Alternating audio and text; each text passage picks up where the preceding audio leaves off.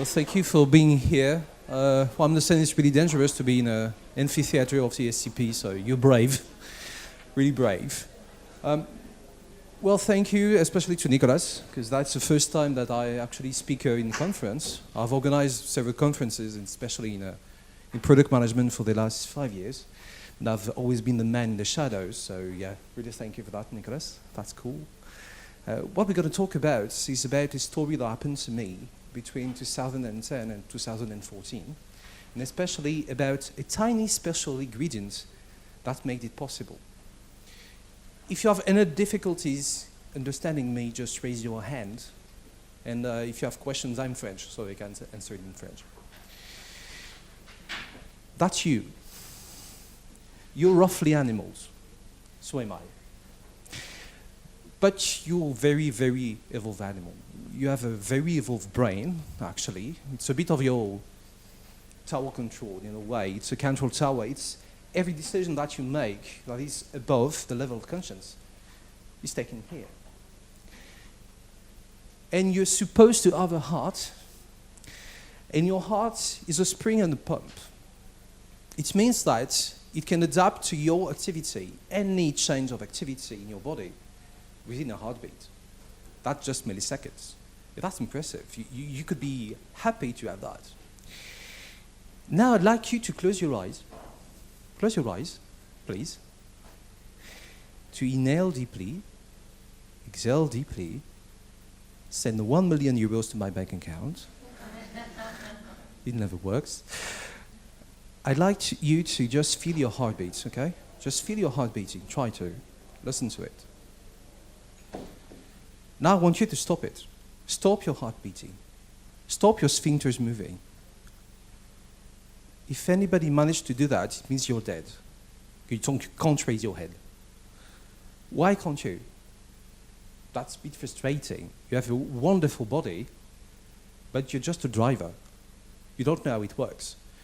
I don't know if some of you have passed an exam or rendezvous with your boss and you thought you could be fired or something like that.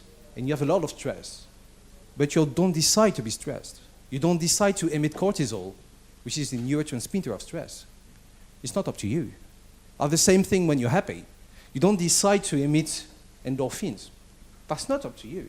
That's not your decision. Because between your brain and every organ of your body, you have one part that is completely encrypted. It's the autonomic nervous system. In a way, every message that goes through here is not readable by your brain. Not at all. It's a black box. And it's not a black box because it's a bug, it's a filter. You receive so many information, external information, that you've developed an intuition, shortcuts, because it would be so many things to manage that you have a lot of biases and you make a lot of mistakes of judgments just because you can't handle that much information. If you add more information than that, you'd explode, literally. All these parts of your body are functioning all together. It's a balance. So if you look at me, for example, I'm just standing up, I'm balanced. Your body does exactly the same thing. It's called homeostasis. And that, when I'm walking like that, in a dynamic state, your body does exactly the same. Every part is moving to compensate the movements of the other parts of your body. It's called allostasis. That's really important because that's what we learned, and all the basis of our startup was based on that. So you might be wondering why I'm coming here talking about gross words, about this stasis or whatever, homeo, and maybe because I'm a PhD or an engineer or medical doctor. Not at all, actually. So now that we talked extensively about you, I'm going to talk about me for just a minute. You're supposed to say, oh, no. Let's go back. I was so cute when I was little. Okay. So initially, I studied law. And in 2002, I got bored. And I created my first company in legal tech. It took me 18 months to crash it. So in 2004, I created another company that I sold in 2007. I went to business school with Pierre there. In 2010, I worked with an Englishman that I actually met. He was called Peter. He was a kind of a mad researcher, you know, the guy that you see in movies. And he was using a small sensor with a database software. And in a way, that's the guy that changed my life. Because thanks to that guy, we sold our company in 2014 to NASA. Then 2014, I worked for Cytrade, and then Octo, and then Deezer, that I quit 1 month ago. And I'm the CPO of Tiga, which is the only French company specialized in product management. So that's it for me. That was short.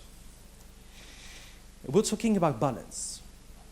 What balance means? It means that every part is moving and the other parts are compensating that.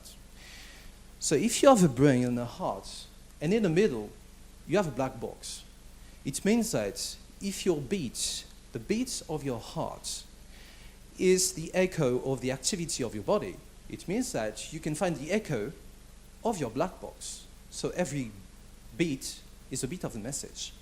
The problem, if you can't read it, that's absolutely no value.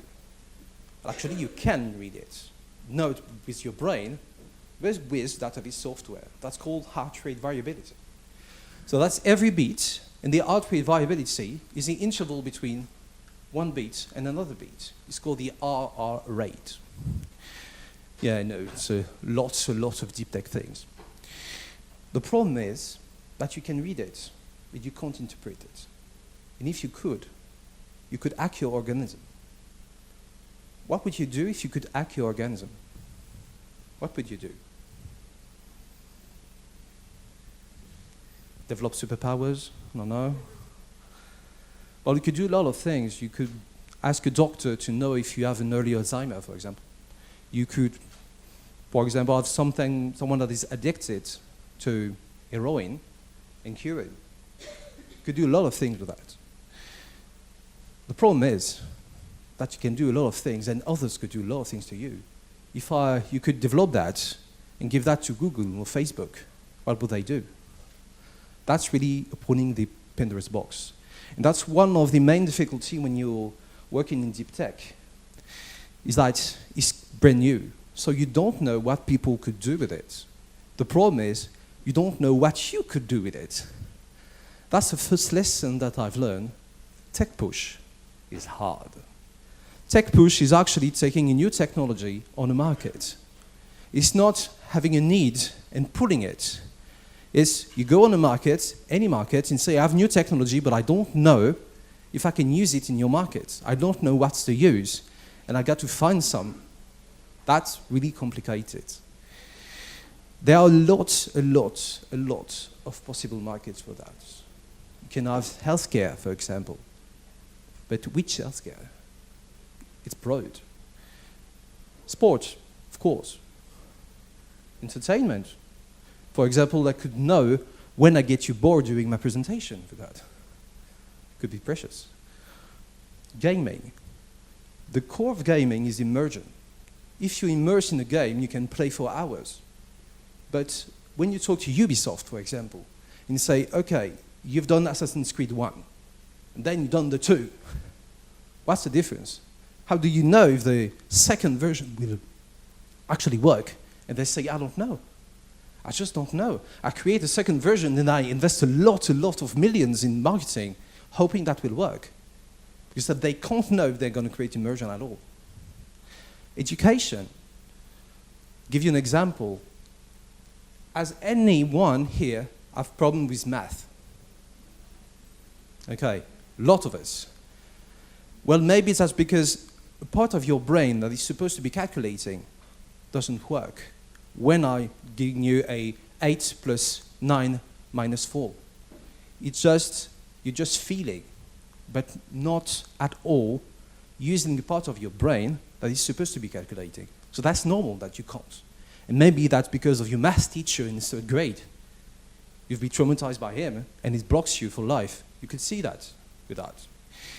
But that's only the markets that you and I could think of. When you're working with a mad researcher like that, he says, I have 40,000 or 100,000 research papers on the field. I have people that have said, okay, if I'm meditating on a bed of nails, what will happen? Or if I'm meditating near a horse, will the horse come to me? Which I just don't understand what's the value of it. But if anyone in the room understands that, please call me. So it's not thinking out of the box. You have absolutely no box, absolutely no guides. You have to go interviewing people, and that's just aiming when you're drunk. You're going to miss and miss and miss and miss. Sorry for the girls that don't understand that joke. The stormtroopers actually aim and they never hit their target. So you're going to aim, and the only thing that you can do is be stupid. Ask questions, listen to people, because life is like a box of chocolate. You never know what you're going to get. And sometimes you dig it and dig it and dig, and you find people that are interested by your concept. We started with the healthcare. And we have people that, okay, maybe there's a problem solution for you there. You have a problem, we might have a solution. This is a sensor, this is data software, there's an algorithm. Okay. Third lesson, people don't believe in disruption, even when you show it to them. And especially when you're talking to people that went to university for years and years and years, and they've been doctors for 20 years, and you go and you say, hey, I have an algorithm. It's not that I can replace you, but you know, maybe you haven't done it well that far. They don't like it. Really, really don't like it. They are hostile.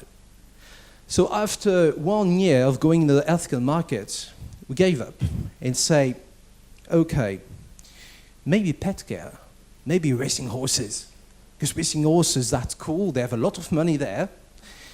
And actually, if I can tell you, if a foal is going to be a champion in the future, what? It was a lot. So we went to studs, we discussed with breeders, and we had exactly the same reaction we had with doctors. Because those guys are experts. Their business lies on their own expertise. So if you're telling them that for 20 years they've done the wrong thing, they don't accept it. So, well, they say, get the fuck out of my stud. So we did. We'll say, okay, let's go to the vets. I'd say regular vets. Why vets? Everybody knows crossing the chasm, I guess. That's the early adopter saying, you've all heard of it. So roughly, you're looking for people here, even if they're really different from your early majority. You want people whose pain is so important that they want to build it with you. They accept that there are bugs, that it's not perfect. These are the perfect population. And we were lucky enough to meet a guy, he's called John, which was a vet, and we spent 3 weeks with him, working and working with him, understanding every aspect of his business. With that and that. We just took a sensor on the market, we took the data of his software of the market. And one day after 3 weeks, in the evening, John was brought 2 cats, an old one that was sick, and a kitten that had been smashed by a car. He operated them, and afterwards say, could we just record the 2 cats? He'd say, of course, can do. And we asked him, okay, what are your pronostics? So, you know, I've been a vet for 30 years now. They're going to live. I'm really sure of it. How many of you think that both cats survived? One cat survived, the other one actually died. And that both died. Fortunately, you're right. The guy was old. Say, okay, how could you see that? Yeah, just like that. So my Peter, my partner, say this plus this plus this plus this plus this means that I'm going to die. I think, what? And actually, he was right. That's a problem when you're working with Dutcher. He has heuristics. It depends on him. So what we wanted to do with our company was, okay, we take a signal, we transform it into data, but we want to transform the data into insights. So how can I take what's in the brain of Peter and put that into a software? And that's complicated because his brain was really messy. Fourth lesson, in your MVP, do less than when you think is the minimum. Peter, he wanted to have an application to show that to the vets. Just before we met John, and say, no, don't, because we don't know if it's going to work. So just don't develop anything. With that, you can show it. Okay, he doesn't understand that.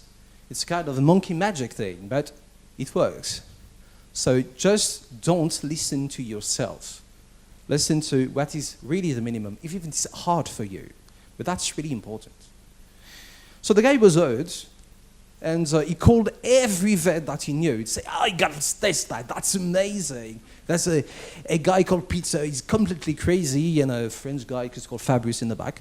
And got to test that. So they all brought lots of different animals so we could test things. And it worked. And they were really happy and say, okay, we have something. And I don't know why I was stupid enough to ask that question one day. And that's because we asked the price question, how much could you pay? Oh, maybe 50 euros a month. Oh, cool. Maybe you have a product market fit. Let's say, yeah, no, okay. Imagine that you operating the kitten and the kitten dies. Okay, that's sad. But what do you risk? Will people sue you because you actually killed the kitten? No, never happened. Okay, but imagine that you have my product and you could say, I'm sorry, miss. Yeah, you brought me your kitten, but I won't operate him because he's going to die. So you won't try. No, he's going to die, I'm telling you. So that's absolutely impossible. So we had a problem solution fit. We had people willing to pay, but at the end, they just couldn't use it. Problem solution fit is not enough. It doesn't give you product market fit. So we'll started from the beginning and say, okay, healthcare, no. Pet care, no. Sports, maybe. But yeah, you're using the hearts, but they're using the bits per minute. We don't care about the bits per minute. It has absolutely no value for us. So going to talk to these people that have used BPMs for years and telling you that, yeah, Miguel Indurain, he had 27 bits per minute when he was still. You know that the cyclists, the best cyclists, die when they are 50 or 55 because it's a spring, okay? So 27 means that your spring is not flexible, so it breaks. So having the lowest BPM possible and thinking that you're in good health is a complete fallacy. And everyone here has been told that during sports lesson. That's a fallacy, that's completely wrong. But whatever. We met a guy. He was a trainer. He was in Switzerland. And he had trained a lot of athletes that actually win gold medals in the Olympics. And we'd say, okay, so you're a trainer. Would you say that we have something that could be used on that? Say, well, there are two periods that are really important for athletes. The 40 days before the competition, but we have heuristic on that. And the D-Day, the day of the competition, the minutes or hours or seconds just before a competition. And they have absolutely no clue how to get these guys into the right state of mind. Absolutely no clue. So you see Usain Bolt is just praying God, but he actually was pretty successful. So I don't know if you can pray God just before an exam and change the things, but actually it was his thing. But you can't reproduce it, and you can't measure it, or you couldn't. So I say, okay, maybe we have something. Just before an important moment, just before when you have to take a critical decision in critical moment, maybe we have something. We met another guy, which is a jet pilot. He had become the head of security at Air France KLM. And he told us, well, you know, with the pilots, we have every 6 months, we see a doctor, and they say, yeah, you can fly, or no, you cannot fly. And actually, we don't ask questions at all on their psychological state. But I don't know if you remember German wings.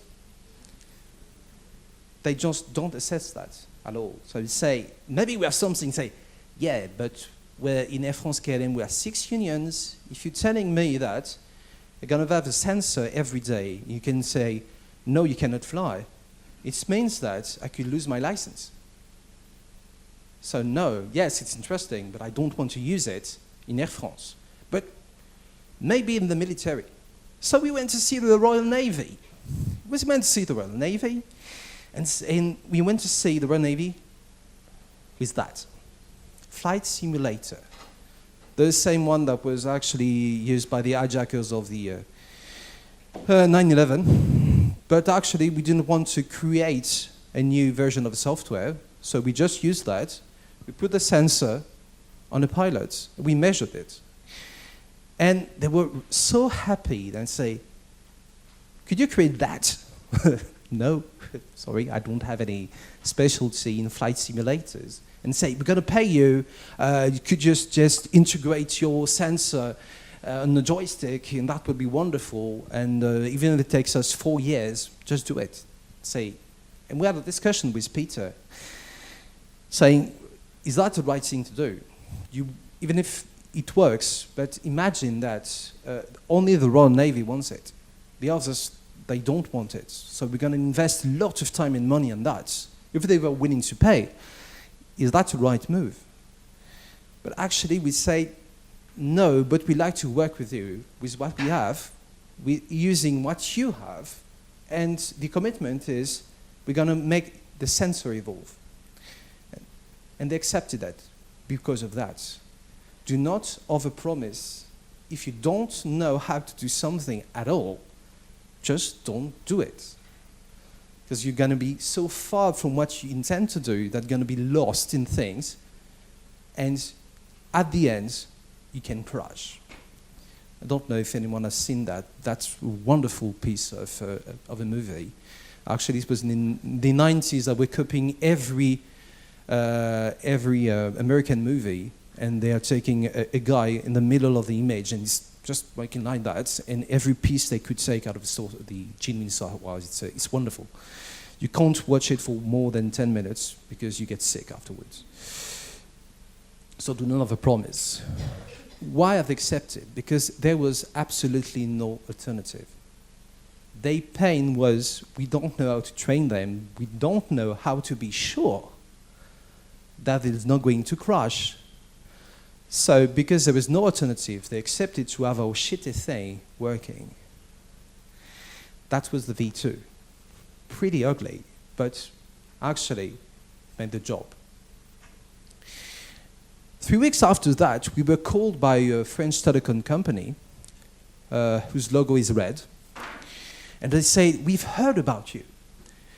You're really smart guys. We'd like to see you. Come to La Défense. Yeah, trip to La Défense. I love that. And we were welcomed by guys with really, really expensive suits and really, really expensive smiles that told us, we want to work with you. I said, okay, what do you want to do? E-health, motivating people. No, we'd like you to develop an SDK so you can put that in a mobile game and get people addicted. Yay! That's exactly what we don't want to do. Because addicted was like that. In their head, it was like that. In our heads, that was pretty much like that. And they say, yeah, but we can give you 700,000 euros now for 5% of your company. And you can do whatever you want afterwards. No problem. Actually, that was a hard decision to take. But we didn't debate that long before saying absolutely no.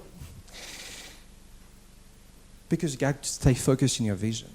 Your vision is your motivation. That's why you're investing so many time and money and losing friendships and getting dumped by your girlfriend because you want to create that. That's your motivation. So we iterated, and we had the opportunity to meet the Reds. I don't know if anyone knows the Reds, but it's like the GIGN. It's the guys that killed the terrorists, hopefully. And we went there and said, well, we have an issue, which is we have people that think they are superheroes. You know, they are beautiful, they are trained, they have killed terrorists in the past, and they don't know their own failures, they don't know their own flaws. So we said, it was really a bet, we said, could you bring your best Superman now? We want to talk with him. Say yes. We had a discussion with him, and we made him cry. Without willing to. No, I say, we're not cruel. But the guy had been dumped by his girlfriend 3 days before. And he didn't think about saying, I've got dumped by my girlfriend guy. He's Superman. He has no flaws. And he was not in the right psychological state if he had to be the first guy entering a plane and having to shoot terrorists. He was not in the right state of mind, and he didn't know it. So thanks to that, we developed a V3, just like that, but still not perfect. We found no one able to do that for us. That was what we wanted. Not the ring, of course, but a ring. Because, well, you can do every movement that you want with a ring. And all the intelligence of it is not in the sensor, it's in the software. So you can use a mobile phone if you want. So we went to Korea, US, even Russia. And one day, a guy tells us, I think I know a company which is a spin-off of Philips in Eindhoven. They're specialized in sensors. So we said, yeah, why not? Let's fly to Eindhoven. So we went to Eindhoven. We did a little demo.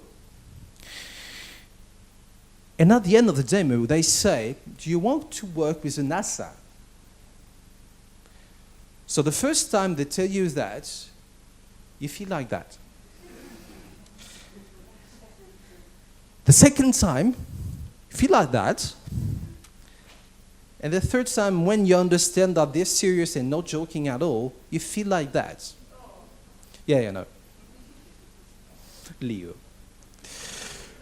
That's really why we work with the NASA, just because we knew people that was working with these people. Why in the NASA? Because they had exactly the same problem that the Red had, Superman syndrome. And they wanted to get people to Mars. People to Mars, it's 18 months in the sky. I don't know if you know that astronauts sometimes get in love with each other. Sometimes they just one get in love with each other and not the other one, actually. And they've been married for 10 or 20 years. They don't know how people react in space. They don't know how to assess it. So it's say, we'd like you to develop something, to work with us on the training, and if we get people out there. So Thomas Pesquet was actually wearing one of the sensors. So you can check on the photos, I guess maybe you can see one. But that's hard. And you'd say, okay, why are you here if you actually work with the NASA? But because I say no. I didn't say no because I didn't want to work with them, but I met a girl 6 months before. She was a psychologist for the French Ministry of Justice. And I don't know if you know, but you can't be a psychologist in the US if you don't have a PhD. So roughly, you could say to her, okay, we've been together for 6 months, and I'd like to go to Houston, and you to come with me and go back to university for 4 years and pay, I don't know how much is it, but to something like 200,000 euros, I guess, something like that. So it's just absolutely impossible. And when you're working with NASA, they say, no, you got to come work at Houston. You just can't stay in Paris. That's impossible. So actually, I chose the girl. We got married 6 months ago. Yeah, cheap marriage. And sorry, Valentine, I love you. And so we had two conditions. The first condition was I want my partner Peter to go and work with you in Houston. Peter is 57. so he won't find another job in France.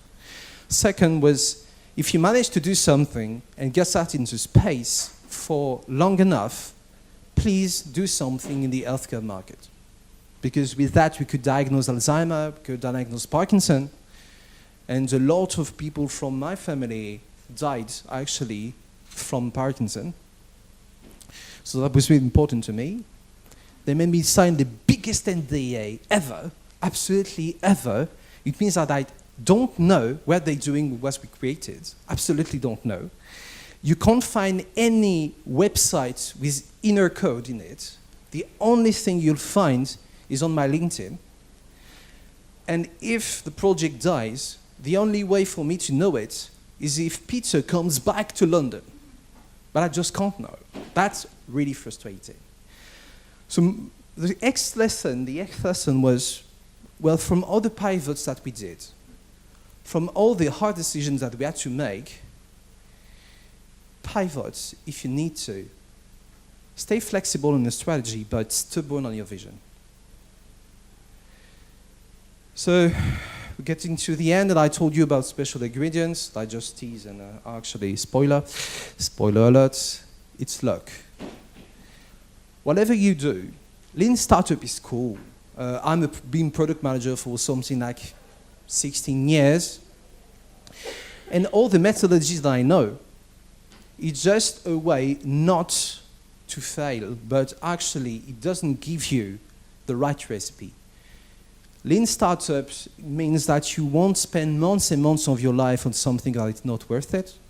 And it means that it just reduces the risk of you missing an opportunity. So that's better with Lean startup. But the ingredients that made it possible were just pure luck. And now a French philosopher would say, on a misunderstanding, it could work. Thank you.